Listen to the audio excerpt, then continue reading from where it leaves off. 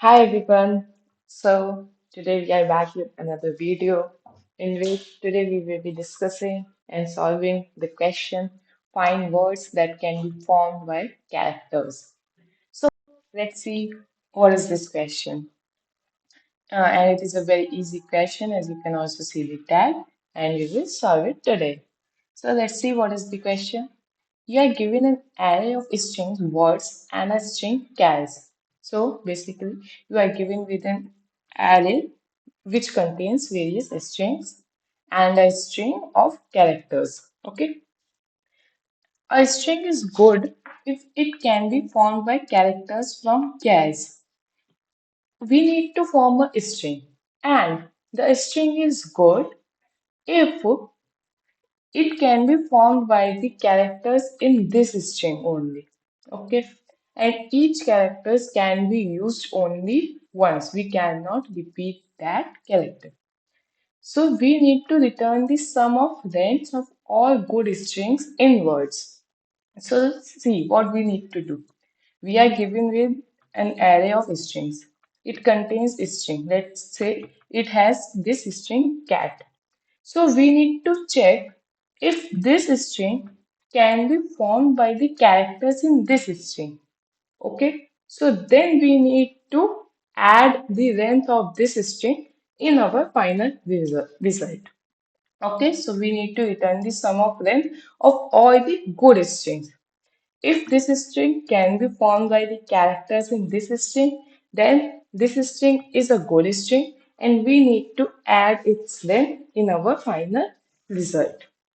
So let's see how we can do this question. So we are given with the words array which contains a string and we are given with a string which contains character. So first of all, for checking that whether this string can be made with the characters of this string or not, first of all, we need to keep the track of the characters of this string. So let's see how we can do this first. Okay, let me just give me a second. Yeah. So, first of all, we need to declare some vector or array for storing the size of, for storing the frequency of these characters. So, let's say I will take the vector, I will take the array of integers which will store the frequency of this characters. Let's say 0th index we will be storing the frequency of A character. First index we will be storing the character frequency of B. Second index we will be storing the frequency of C. Okay, so instead of showing all the indexes from 0 to 26, I will just write the frequency of that character here. So let's say we will have the frequency of A as 2, C as 1, as you can see, H as also 1 and T as 1. Okay, so we will be storing it in a array of 26 size because we have only 26 alphabets. Okay, and where 0th index will be storing the frequency of A, first will be storing the frequency of B, and so on. Okay, so now here we have keep the kept track of these characters. Now let's see what we can do for for comparing whether this string can be formed by characters or not.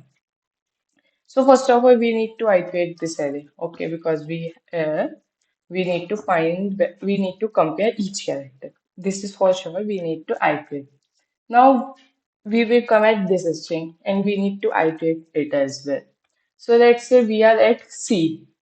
So I also need to count the frequency because I cannot repeat that character. I can use a character only once. So I also need the frequency of that character. So let's say I will make one more array of 26 characters which will store the frequency of cat. Okay. We will not store it earlier. We will store it in the loop and so on. First of all, like we are at C. So we will store the frequency of C. Okay, now we will compare it with this frequency L. If the frequency of C in character in cat is less than or equal to frequency of C in frequency L, then it is okay. Yeah, it means we need less or equal to characters that we have. Okay, yeah. Now we will move on to A and store the frequency of A as well. Now again we will check, is the frequency of A in characters is less than or equal to the frequency of A in frequency vector? Yeah, it's true. It means we can make this from that string. Now we add T. Okay, now we will again compare. Is the frequency of T in characters is less than or equal to the frequency of cat? Yeah, yeah, okay. Then we will say that, yeah, we can form this string from the characters in this string. Now come at second string, BT. Let's see how we can do this. Now when we come at B, yeah, so we will store the frequency of B in characters. Okay. Now we will compare. If the frequency of B in words is less than or equal to the frequency of B in this, as the frequency of B in this stored will be 0. I am not shown here, but yeah, it will be stored as 0. Okay. No, it's greater. It means we cannot form this string from the characters in this string. So at this point only, we will change the value of some variable. Let's say flag equals to 1 and came out that loop. And if we will not count the length of this string in our final result because we cannot form this string from the characters of this string. Okay, I hope you get this question, how to solve this question. Let's try how, let's see how we can code this. Okay, so first of all, what I was doing this, I need to keep the track of characters. So first of all, I will declare an empty frequency array of 26 characters. Now I will iterate in the chars string to keep the track of its characters. Okay, so I will just simply increment it. So as the zeroth index will be storing the frequency of 2, so I need to write it something like this because it will be a character and we need to minus the a because zeroth index will be storing the frequency of a. We had made it an integer array, not a character array, kind of. Okay, so now we will, first of all, I will declare my final result variable as 0. Now we need to iterate in words uh, vector. Okay, now we need to iterate in for every string of that word. Oh, yeah, we are at that string. Now we need to iterate for every character of that string. Okay, yeah. And now what? Yeah, we also need to keep the track of this string. So we will declare a characters array of size 26. And I also need to declare a flag as 0 because if the string cannot meet from the characters of this string, then I will change the flag to 1 so that we will be knowing that we cannot make this string as a good string. Okay, so now let's simply increment the frequency of that character in our array. Okay, now we will check if the frequency of C in characters is less than or equal to the frequency of C in frequency vector. If it is so, then it is true. But if it is greater, then we will change our flag to 1, and we came out of this loop because we don't need to check further. We came to know at this point only that this string is not a good string.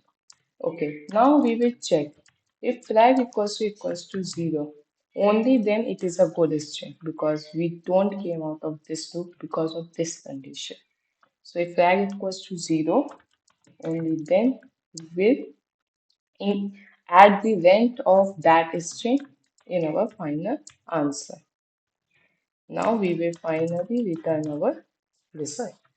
Okay, so let's try run this code. Yeah, let's try submit this. Yeah, it's working good. So now let's talk about its time and space complexity.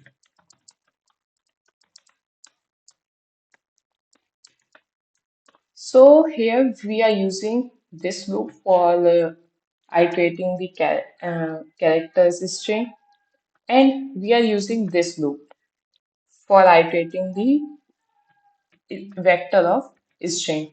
So as this is assuming the length of this string could be n. Okay. Now we are using another loop for iterating the strings of that vector. So its length could be 100. So let's say its length is k.